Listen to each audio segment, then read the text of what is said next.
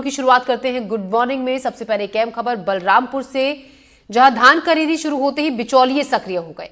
अवैध रूप से धान ले जाने पर राजस्व विभाग की बड़ी कार्रवाई हुई। ट्रक और पिकअप वाहन में ले जा रहे थे 1295 बोरी धान, जिसको जब्त कर लिया गया है। बड़े पैमाने पर गांव में पोल्ट्री फार्म में जमा कर रखा गया था ये धान।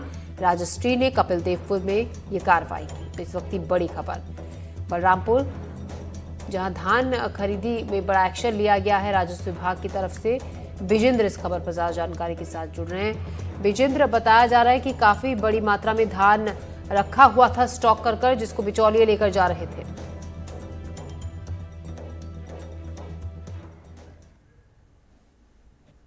विजेंद्र, आप तक आवाज पहुंच रही है हमारी? जी जी विजेंद्र, मेरा सवाल ये है कि बताया जा रहा है कि काफी बड़ी मात्रा में यहाँ पर धान की बोरियां थी जिनको जब्त किया गया है। बिचौलियों ने यहाँ पर ये रखा हुआ था धान, जिसको यहाँ से लेकर जाया जा रहा था। जी बता दूं, बलरामपुर जिले समेत पूरे छत्तीसगढ़ प्रदेश में 14 नवंबर से समर्थन मूल्य पर किसानों से धान की खरीदी की शुरुआत हो चुकी है। ऐसे में धान की खरीदी शुरू होते ही बलरामपुर जिले में कोचिए बिचौलिए पूरी तरह से सक्रिय हो गए हैं और धान के अवैध रूप से जो गोरख धंधा करने का जो सिलसिला है वो शुरू हो चुका है। वहीं इसी के तहत दौरा कुचली जो तहसील क्षेत्र है, वह उस इलाके में आने वाले जो कपिलदेवपुर गांव है, वहां पर एक ट्रक वाहन पिकअप वाहन में अवैध रूप से धान की परिवहन की जा रही थी, जिस पर जो राजस्व टीम है उसके द्वारा दबिश देते हुए करीब 1295 बोरी धान को जब्त किया गया है। वहीं बता दूं कि कई जगहों से ट्रक हो फिर पिकअप वाहन हो, वहां से लाकर जो कपिलदेवपुर गांव है वहां पोल्ट्री फार्म वगैरह में धान को भंडारित करके रखा गया था, जिसकी सूचना प्राप्त होते ही तत्काल राजस्व टीम पहुंची है और दबिश देते हुए अलग अलग जगहों से 1295 बोरी धान को जब्त किया है। जी ब्रजेंद्र, 1295 बोरियां धान की जब्त की गई हैं।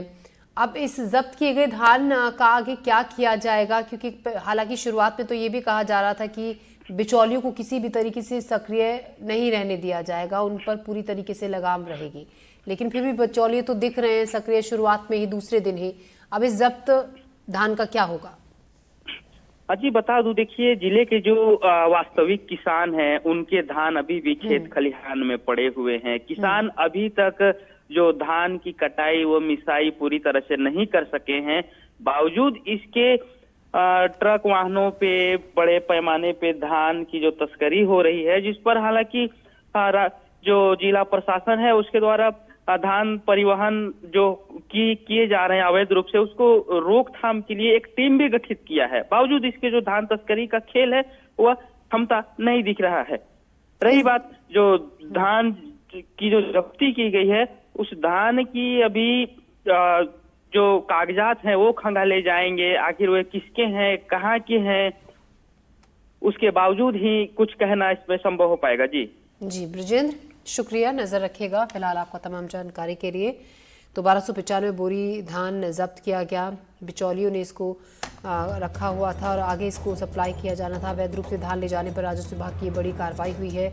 ट्रक और पिकअप वाहन में भरकर ले जाया जा रहा था 1295 बोरी धान।